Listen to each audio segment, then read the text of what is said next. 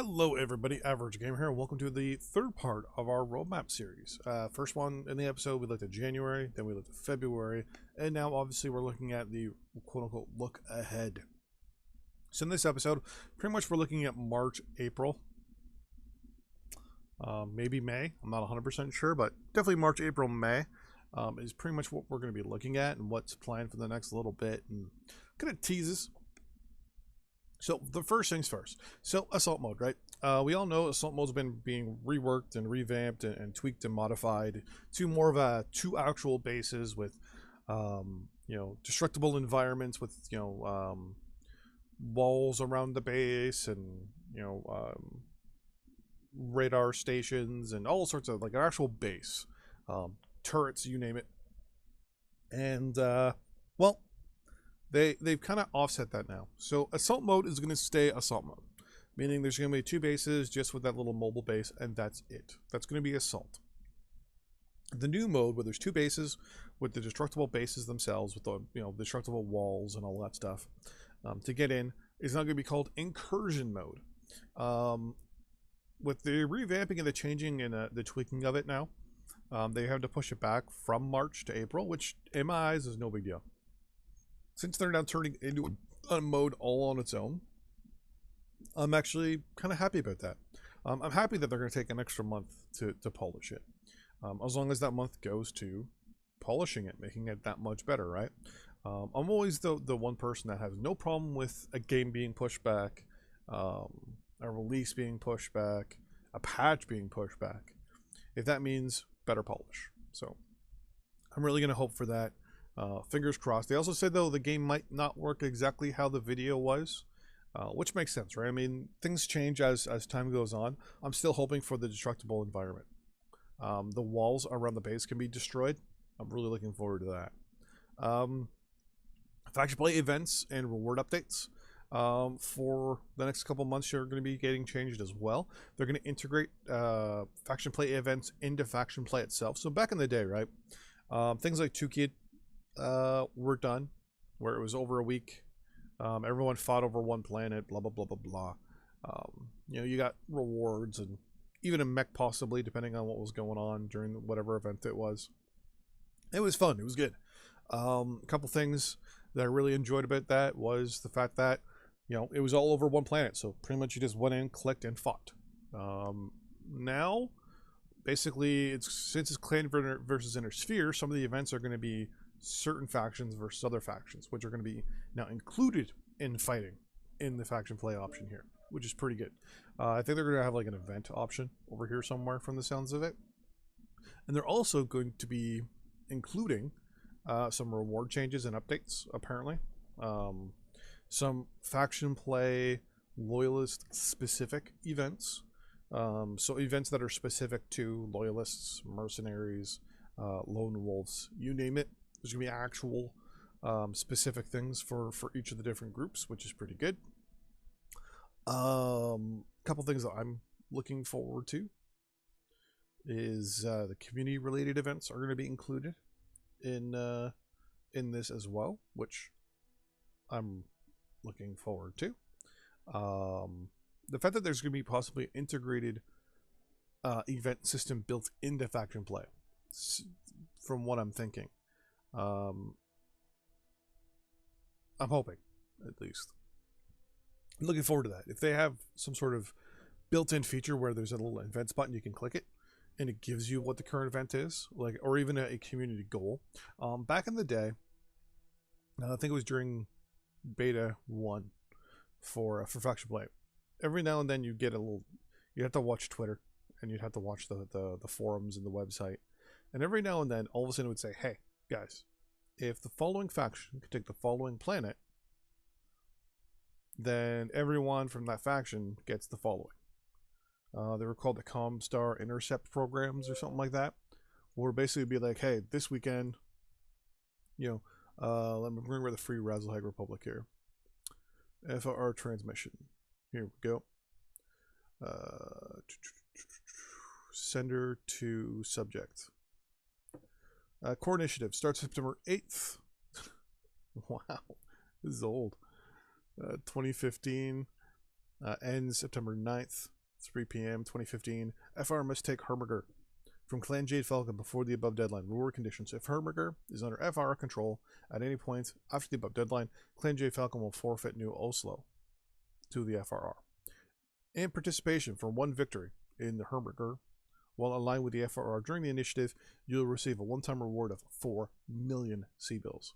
Meaning, if you're a member of the FRR and you help take this planet, like they say, hey, just so you guys know, for this week, for today, if the FRR, which is right here, takes Orkney, we also get domain, or even say the Grave, for example,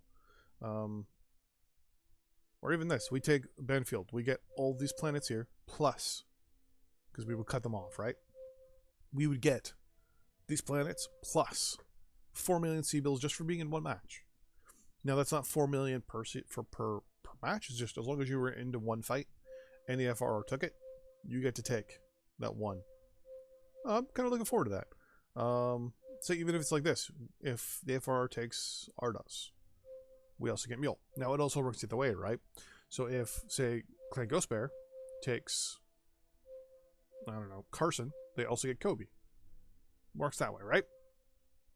And if you're on the winning side and you are in that one match, you get 4 million C-bills. Boom, right off the bat. I like that. I like those events. Just, they were completely random. They were just all of a sudden, and no one really knew about them until all of a sudden it just popped up. So we're pretty good about it. Now, there's also like the community event ones.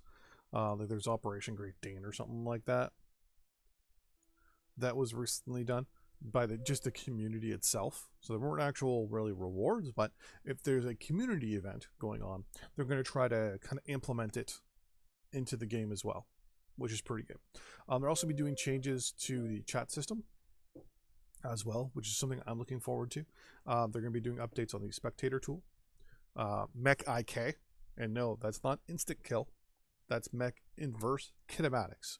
It's the way your mech walks. So they're going to be working on some mech behaviors associated with the mechs and their environment, how they react with it, and to see if the feet line up with the ground properly, which is something I'm really looking forward to because they'll start walking nice, better and all that stuff. Though we might get sliding, because then the mech will say, well, this one's going up the ramp, this one's not. So either we'll be going up the ramp or we'll be forced and pushed off the ramp because you're not on the ramp completely. Hopefully they work on something there. Some upcoming stuff, obviously, you got the Supernova for February is being released. The Assassin, the Roughneck for March and April. That Inner Sphere Light Mech is being released soon. And we have apparently some unannounced Inner Sphere Hero Mechs for March that are going to be released. And we're also going to have some unannounced Clan Hero Mechs launched in April as well. So that's going to be a big thing. But obviously, the big news. Well, the first big change in MechWarrior Online was the clan invasion, right? They brought in all the clan mechs, which brought in obviously a massive influx of technology, and obviously, advanced technology that's more advanced than the Inner Sphere had, and made things a little, we'll say, harder on the Inner Sphere. More mechs for the Inner Sphere, but more tech for the clans. Well, now apparently is a time for a new era. What does that mean? That means that as of later this year, probably around March or April, they are now moving the timeline up to 3060 plus. What the plus means, I'm not 100% sure. They'll probably nail down the time a little bit better. But that means we're going to have new weapons, new mechs, a whole bunch of new stuff.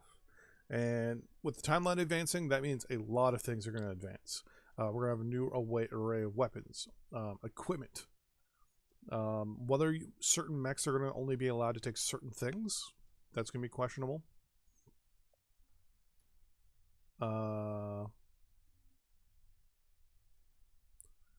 we'll have to see, right? Now, it's going to be an early March release or announcement with these new technologies. There's going to be 4 mechs in total that are going to be released with this. It's going to be 2 Inner Sphere and 2 Clan mechs are going to be released.